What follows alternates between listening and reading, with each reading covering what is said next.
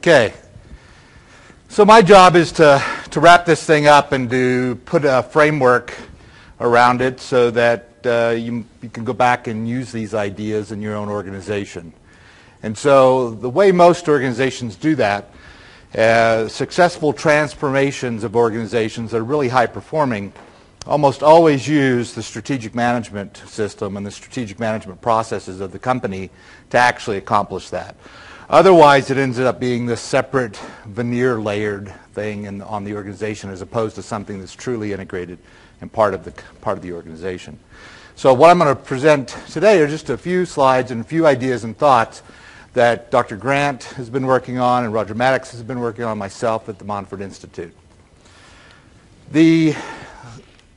What should be obvious from today is that the definition of success has really changed for organizations. And this isn't new. Success has always been changing for the last at least 100 years anyway. After World War II, there wasn't a lot of competition to run a U.S. company wasn't easy, but there was a lot of pent-up demand, wasn't a lot of competition. So you could sell a lot of stuff that was of okay quality. That party lasted. They started turning out the lights somewhere in the 1970s. And by about 1980, companies like Xerox woke up to the Japanese selling copiers in the United States for what it was costing Xerox to make them, which was a bit of a problem.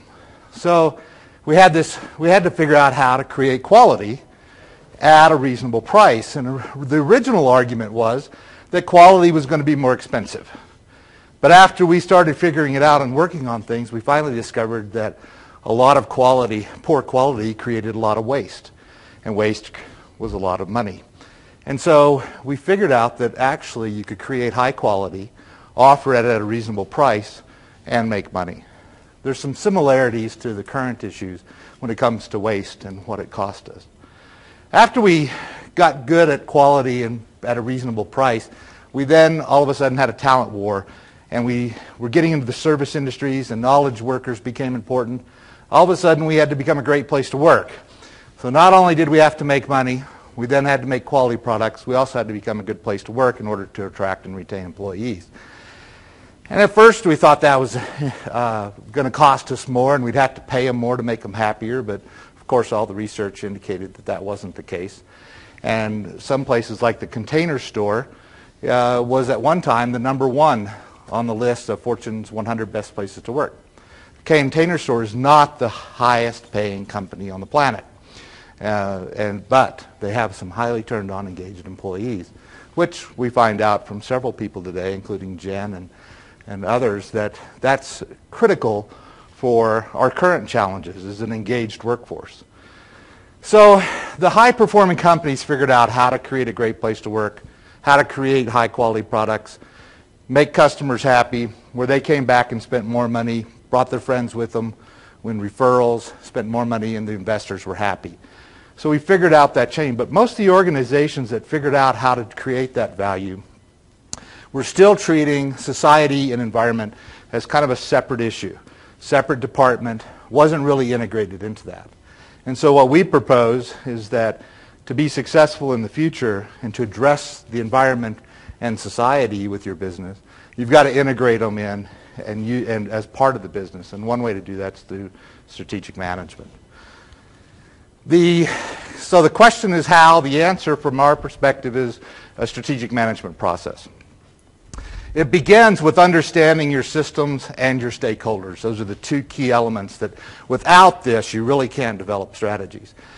And after you've understood the systems and the stakeholders, you're then ready to develop the strategies and then hopefully translate them into action. Because as Jen pointed out, strategy is not very useful if we don't actually execute it. And then measure, learn, and improve. And that eventually comes back around to feeding the next round of the cycle. So this is kind of a repeating process that is pretty typical for most strategic management systems. So these are the 4 areas I'm going to walk through in the next few minutes. The first problem is understanding the system.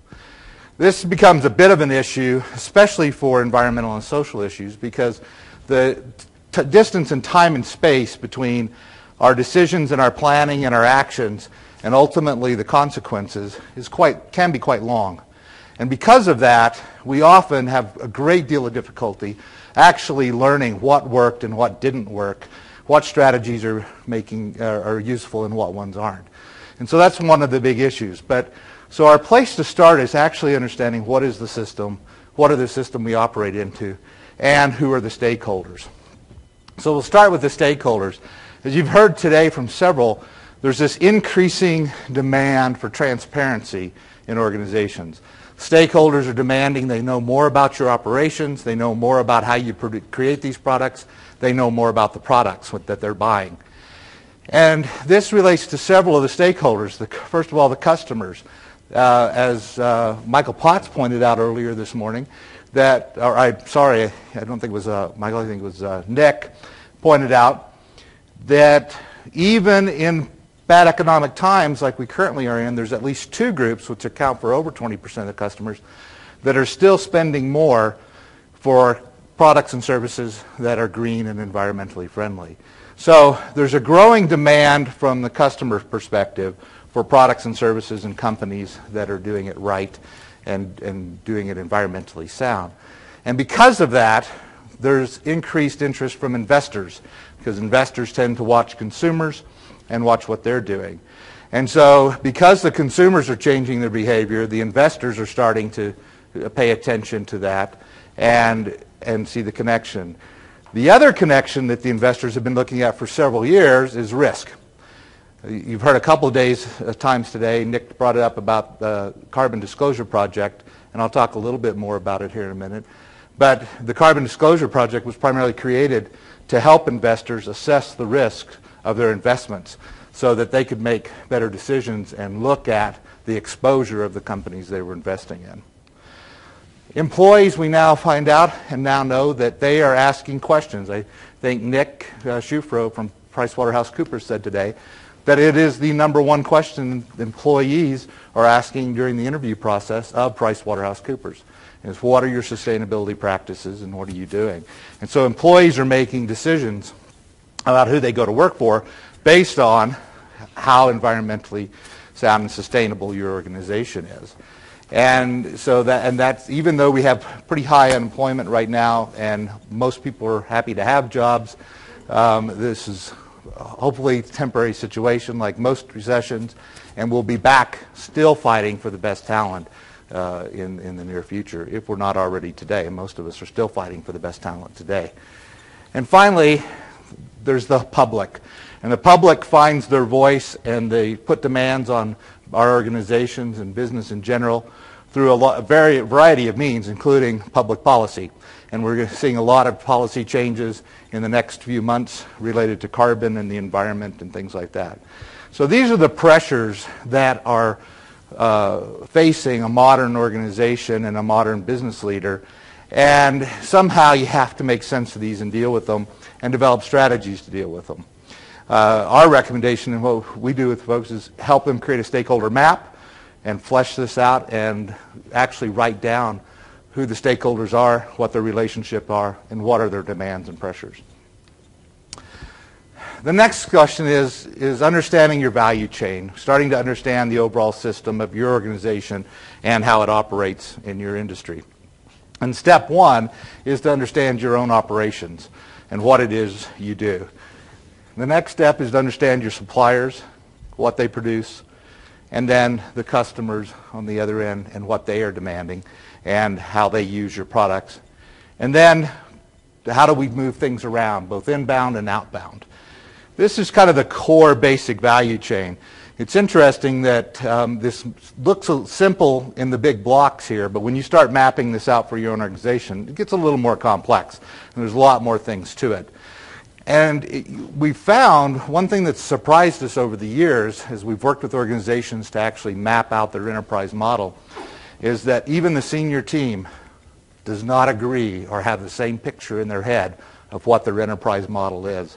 And until they go through this exercise, which is really a preliminary exercise to getting to some real work, you just wouldn't believe the value that comes out of that conversation. And it brings them to a consensus and a common picture of what their organization looks like and what it's doing.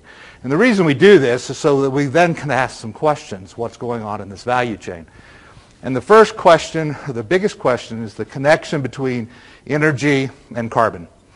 This is a really good thing for business because energy costs money and using it causes carbon emissions.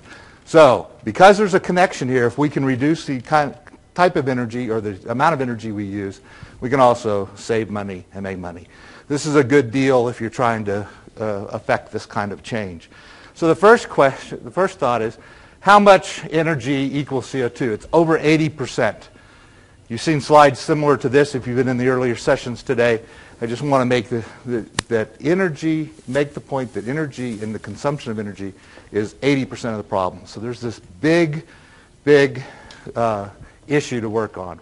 Now, if you break it down, the type of fuel versus the problem, petroleum's number one CO2 producer, coal's number two. Most of the petroleum is associated with things like transportation. Coal's mostly associated, as you know, with producing electricity. And if you break electricity down a little more, coal is by far the biggest problem in producing electricity.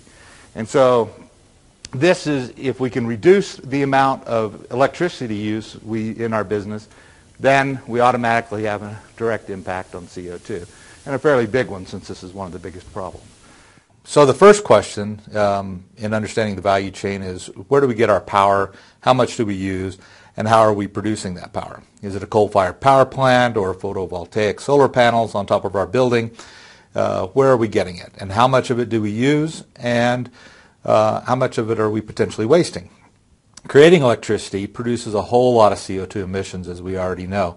But there's also indirect CO2 emissions involved with getting the coal to the power plant, both in transportation and the mining operations. So the total CO2 emissions is a combination of the entire coal life cycle. The next question, based on your value chain, is how do you use hydrocarbons? Most organizations have to transport products and or raw materials to and from their operations. As Michael Potts pointed out this morning, most of the food that arrives on your table does so after traveling around 1,500 miles or so, and during that process it has changed hands somewhere around 6 times. While not the only user of hydrocarbons, logistics to support your operations is one of the larger consumers. Again, the direct emissions that come from actually burning hydrocarbons in transportation vehicles is only part of the total emissions. There are indirect CO2 emissions from the production tail, including exploring for, drilling, producing, refining, and transporting the hydrocarbons to get them to your transportation vehicles. The third question related to your value chain is, what materials are required through the life cycle of your products or services? What does it take to run your operations? What are the raw materials and supplies that you use? In this example, I chose a paper mill because most of us use paper of some sort, if nothing more for packing and moving products and services to and from our operations. What kind of quantities of materials are your suppliers using, are your operations using, and are your customers using? In addition to the materials usage, there are CO2 emissions that are associated with the harvesting and production of these materials. In addition, there's another issue related to paper products because we use trees, and as we know, trees are nature's CO2 sequestering devices. So when we cut down trees, not only do we produce CO2 in the process, but we also reduce the sequestering capability of the natural system.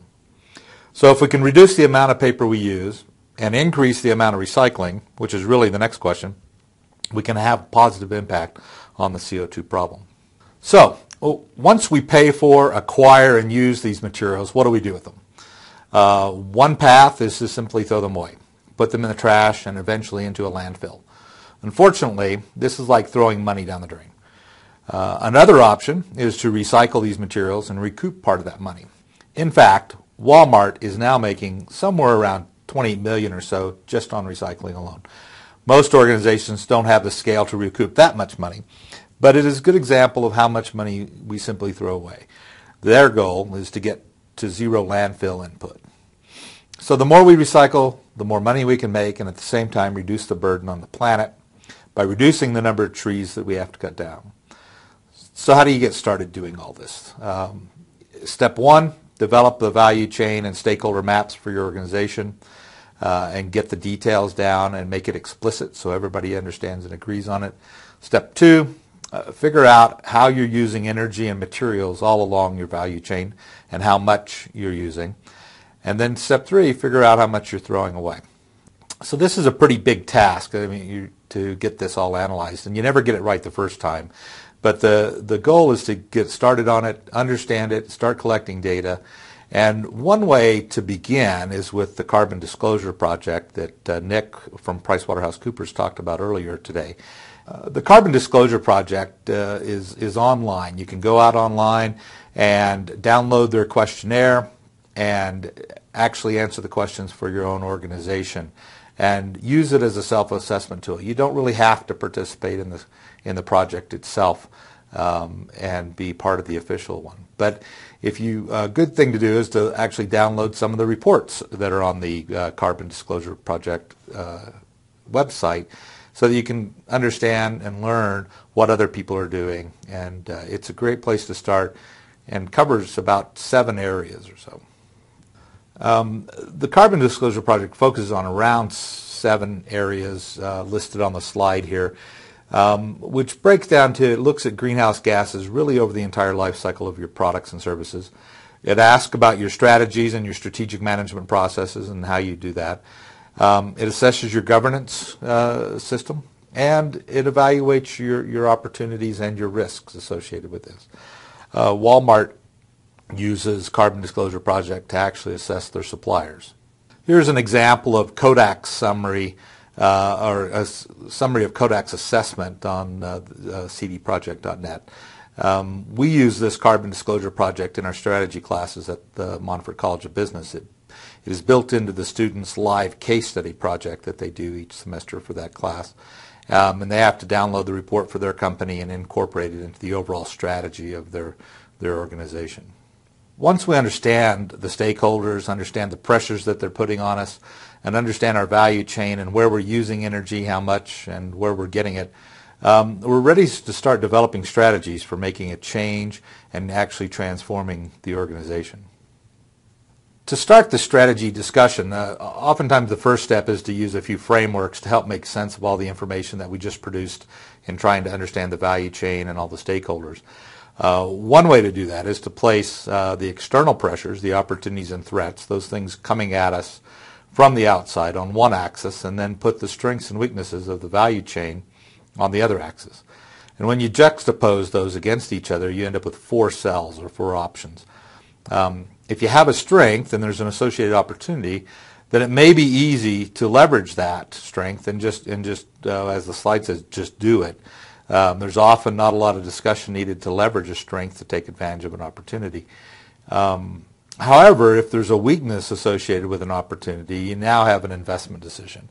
In this case, it needs to be improved in order to take advantage of the opportunity, which typically requires some kind of capital investment of some sort. So you have to make an investment decision. The other 2, if it's a strength countering a threat, then we know that we're already good at it, and the job here is to maintain it. One of the problems we have in organizations is we tend to look at the most compelling problems that are facing us, and the things that we're doing well that are addressing already a threat, we often forget about them and don't keep them up and maintain them.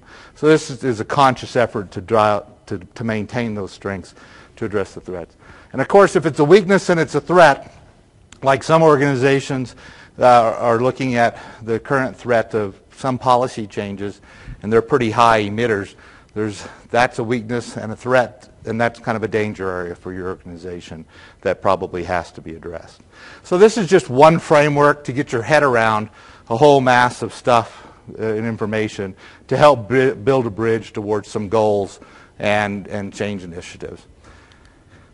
There's really 3 strategic options when it comes to sustainability and transforming your organization. So now that we understand it, we've kind of dealt with it and tried to understand some of the connections. The first question is, where do we get our power? And where do we get our energy? And where do we get our materials? So the first question is, what are the sources? And so that is one strategic option, is to change your sources.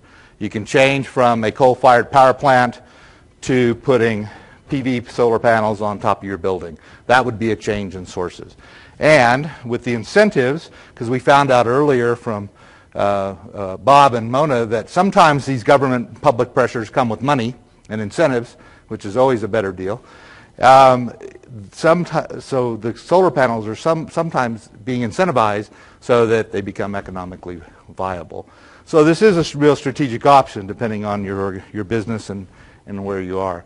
The next question is, we change the way we use this stuff. We increase efficiency. We change where we get things from. We, instead of 1,500 miles to transport food to your table, we buy more locally, things like that. We change how we use the energy.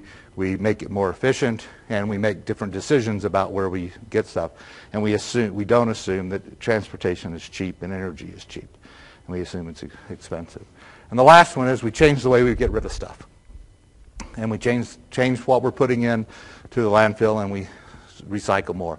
I loved it when Jen said that recycling was the entry drug, or whatever, to the gateway drug to sustainability, which I thought was perfect. So those are the three options. Walmart actually's big three goals lines up with those.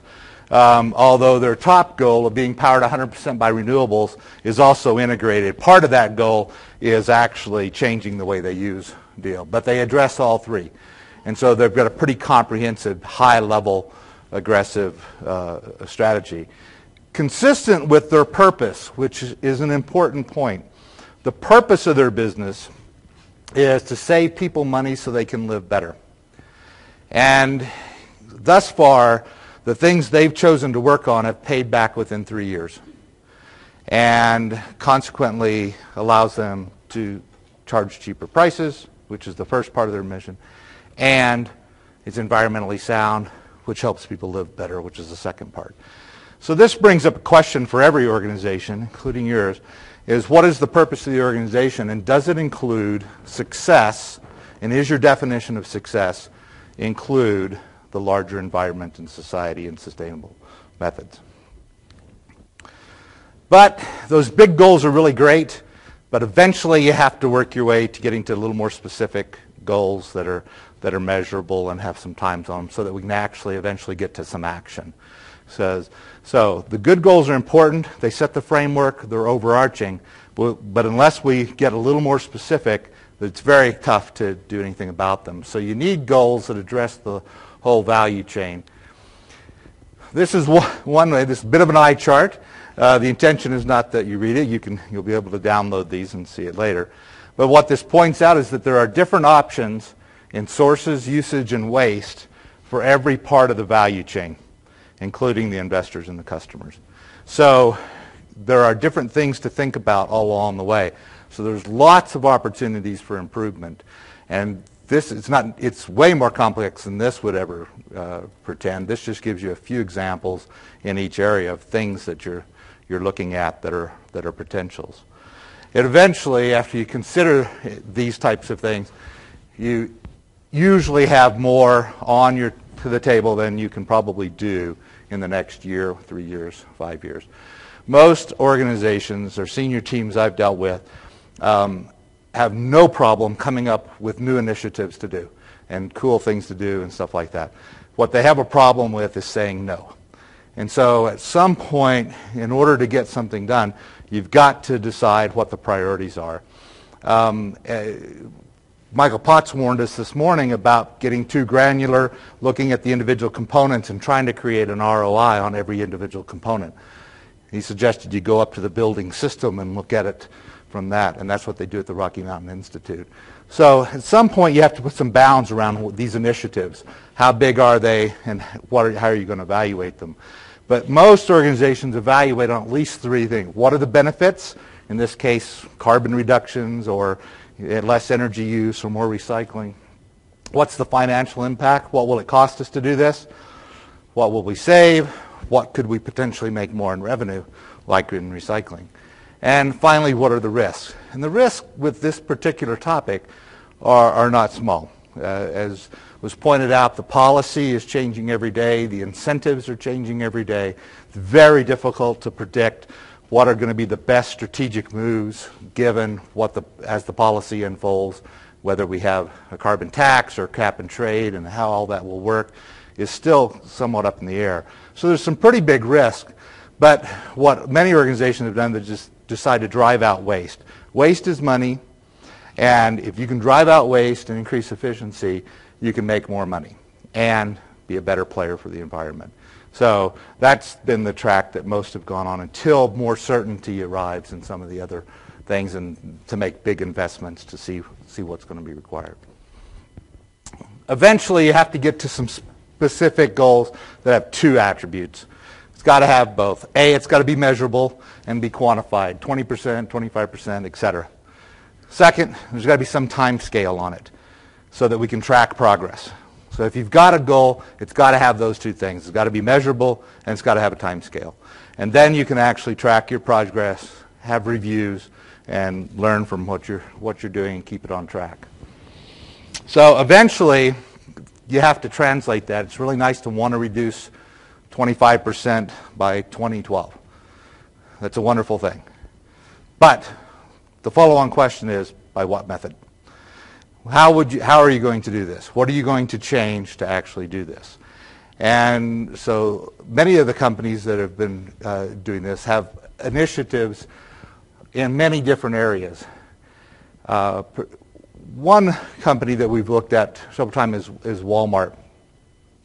They just were recognized for an environmental efficiency award at the Aspen Environmental Forum last week.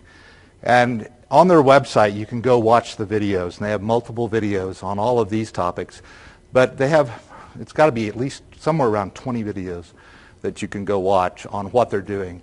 They've taken a very broad, fairly holistic approach to this, including where do they get their coffee and fair trade issues with coffee so that they're making sure they're paying fair prices and that community can survive and thrive and build schools and things like that. The organic cotton, most small businesses don't have the capital to do this, but Walmart did. They wanted their farmers to convert to organic cotton. It takes about 3 years to do that. And during that process, it's a bit expensive because your costs are going up to create the organic, but you're not getting organic prices for the cotton.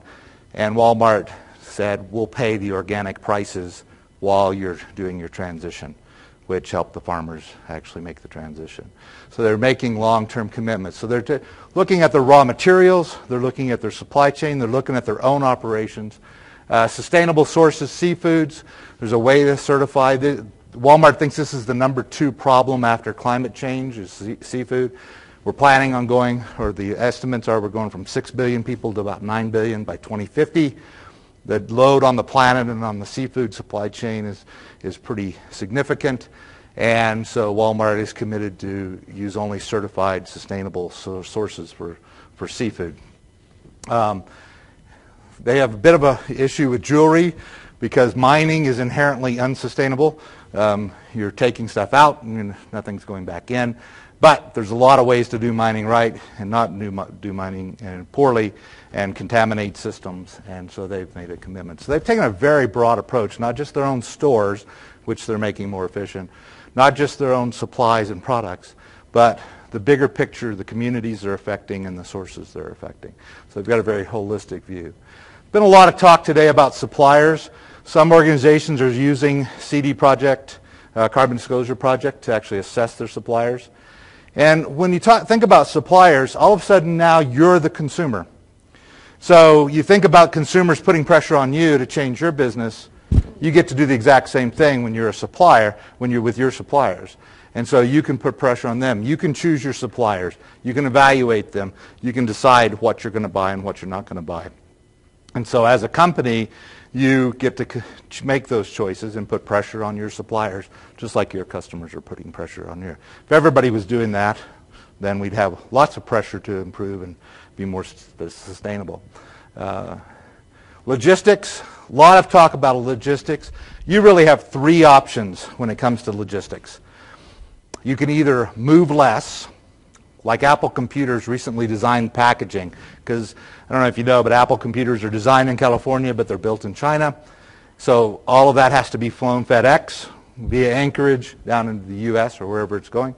And so by changing the packaging size, they then can put a whole lot more laptops on a single pallet and reduce their transportation cost and save more money and more CO2, emit less.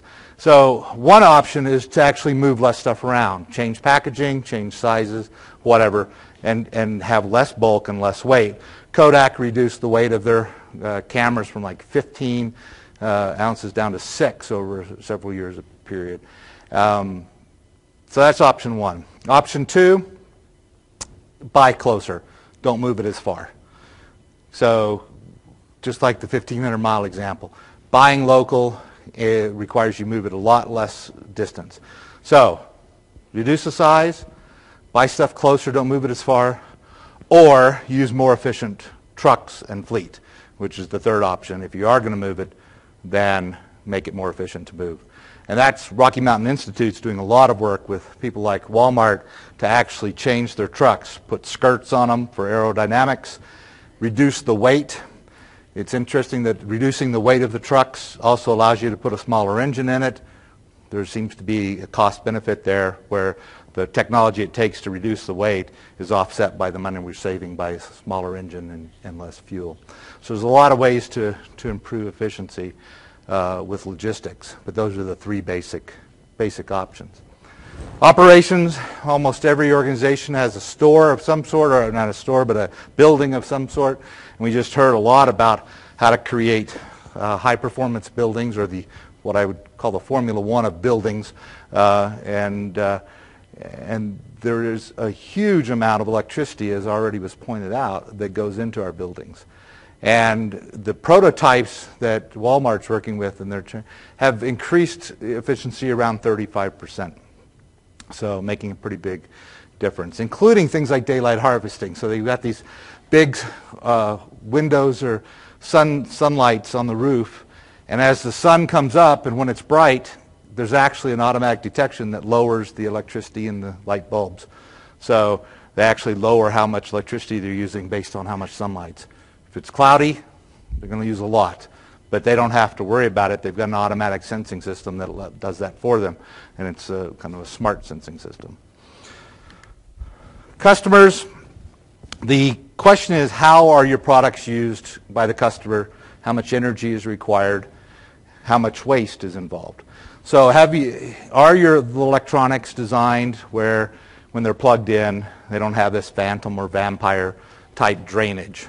Are you using products that produce less, like CFL light bulbs? And the other issue is it recyclable? There's a lot of companies who now, if you want to recycle, Apple computers, one of them, you can just box it up, they'll send you the labels, pop it on, ship it for free, they'll take your computer back and then recycle it. And so there's a lot of companies who have now taken responsibility for basically womb to tomb of their products. How it's created, how they get the raw materials, how they move it around, how the consumer uses it, and then when the consumer's done with it, they take it back and then reprocess it, and so they take care of it from beginning to end. The whole waste and recycling issue, there's organizations are actually making money off of this one. And when they added up the cost of what they were throwing away, it ends up being a very, very large amount. As New Belgium said, it's kind of the gateway drug to the sustainability business because there's immediate payoff. And it immediately reduces the load on the environment because we're not having to go get new stuff. I think one of the themes today was employees.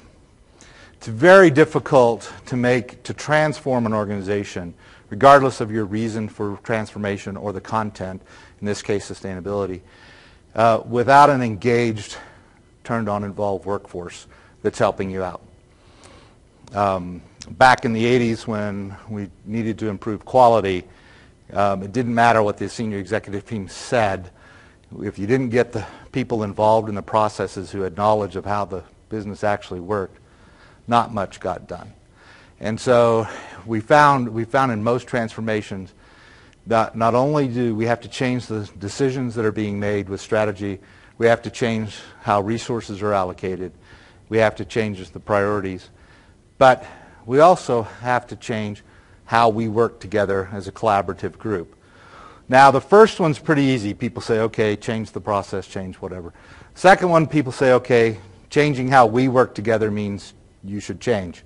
But you really can't get around the last one.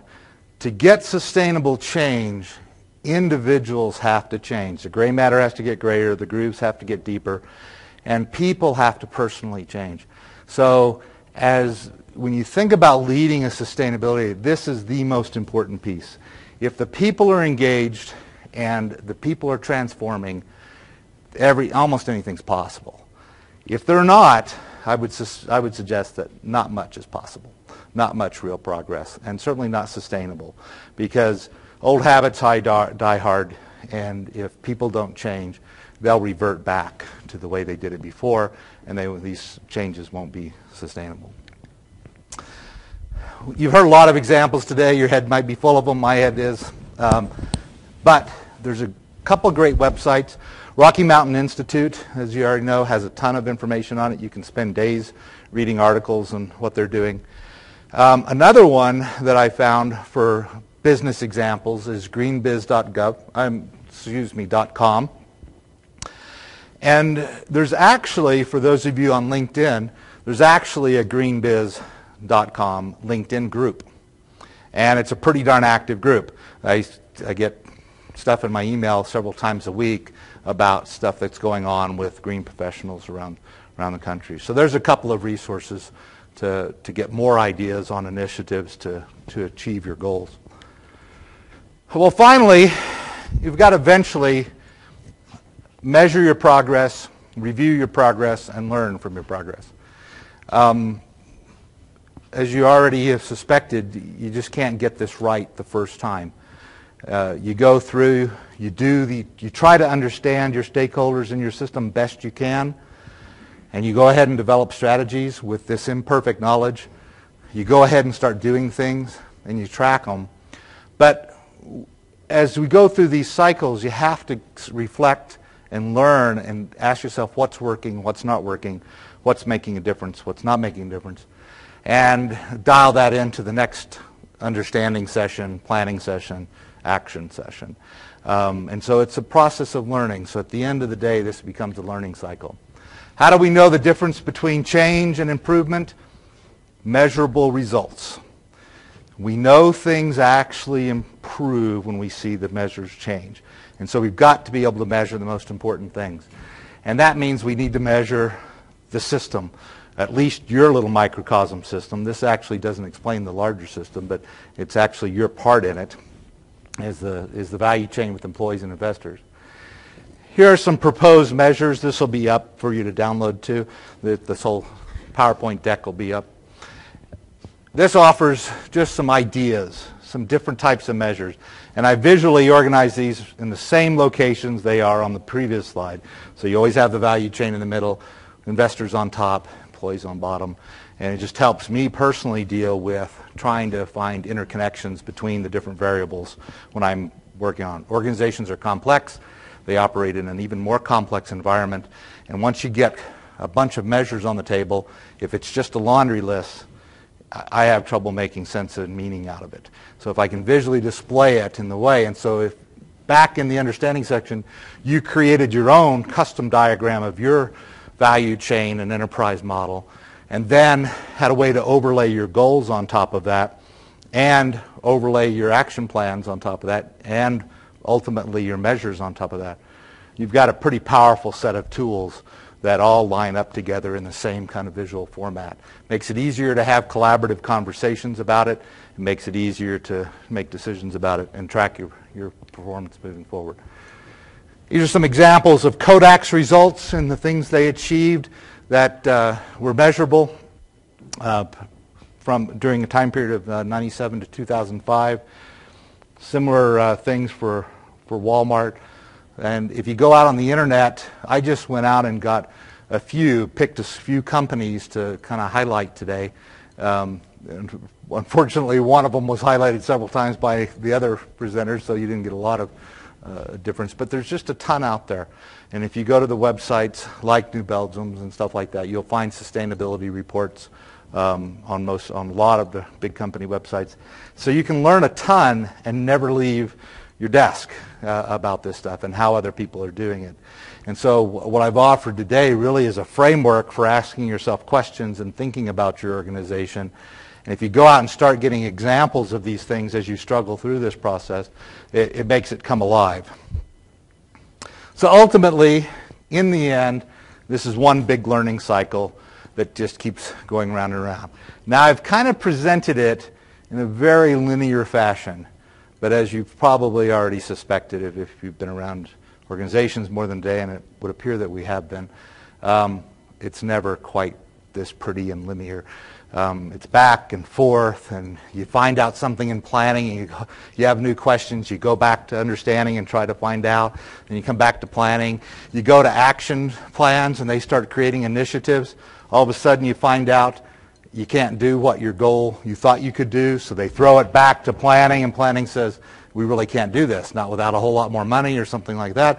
They say, do we want to spend that, yes or no, or adjust the goal? It goes back to planning. So it goes back and forth. So don't get stuck that this is a straight linear process. We just present it that way because it's easier to present. It makes more sense. But in the real world, it's just a bit messier than that. How do you get started? So you might be saying, after listening to everything today, from Michael Potts and the energy issues, to Nick and all the policy and carbon issues that are facing us, to the money that might be available from the government, to New Belgium's way of taking their culture and purpose. There's just a lot on the table and a lot of things to think about. And then you look at what I'm asking you to do and think about and all those variables. That's a lot. So this could seem overwhelming. As you probably already figured out, you can't do it all at once. So the important thing is to pick a place to start. We suggest that you do get the big picture on the table, your big stakeholder picture, your big system picture. Get that on the table. But then when you dive down and really start working, take your own operations first and start getting your own operations improved. And of course, to do that, as we've already pointed out, you've got to engage the employees, which means they're going to need education and training. They're going to need to know more, and you're going to have a collaborative approach to leadership to get them involved and get them working. And at the same time, focus on the financials. Not everything has to tie back to a financial ROI, as we've already heard today, but it really is nice when it does. And so if you can tie it back and measure the money that's involved, it makes it easier to talk about these and make decisions about them, because money tends to be that one way of measuring things that evens the board out so that we can compare apples, oranges, and bananas and talk about them and which ones we want to do. After you've done that, and after you've learned about your own operations, you've made progress on your own operations, then you can expand out in both directions and involve both directions on your value chain. In order to do this, it really requires, as several have pointed out today, a collaborative approach. Very difficult to do this without other people involved, mainly because you don't own all of everything on this value chain. Consequently, because you don't own it all, you've got to take a collaborative approach and help lead the change of the value chain, even though it might be your suppliers or customers or things that need to make the changes. So, back to the three questions. These are the three questions, or the three strategic options we started with. These three questions will serve you throughout the entire process. They're great strategic questions because they're the big strategic options. They're great questions for everything you're doing, every other strategic initiative in your company, every project that you have on the books that's going to be implemented. These are three questions you should be asking about every project. So not just sustainability projects, not just projects that are focused on these from a strategic issue, but everything you're doing, you can ask these three questions about. In fact, you could go home tonight and ask yourself these three questions about your own habitat you've created at home. So these three questions tend to be universal. They tend to work pretty well no matter where you're going. It's a bit simple approach. The answers are a whole lot more complex, and the solutions to fixing it are even more complex. But it's a good place to start. So why? Why do any of this? Why do we care? Other than, as has been pointed out today, our current practices seem to be unsustainable, and so we're not going to have a choice. There's some other reasons why to care now and to have some urgency. I mentioned before that there's this time and space problem between action and consequence. That's one of the biggest issues we have in running businesses. If we only look at the next quarter's numbers and making those numbers, and we never bother to worry about how the things we do affect the larger system and the environment and society, then we can make business decisions all day long without facing too many ethical decisions or dilemmas. However, as soon as you extend the time horizon and you start looking at 1 generation, 2 generations, 3 generations, all of a sudden you combine that with an understanding of the system and how what we're doing is affecting other things. All of us, you can't escape it. You now have an ethical issue. It's now a moral imperative. So leaders, in order to survive today and hopefully thrive in the future, we're going to have to become stewards of our organization and lead the stewardship of our value chains. If not for us, for our kids, our grandkids, and their kids. Thank you.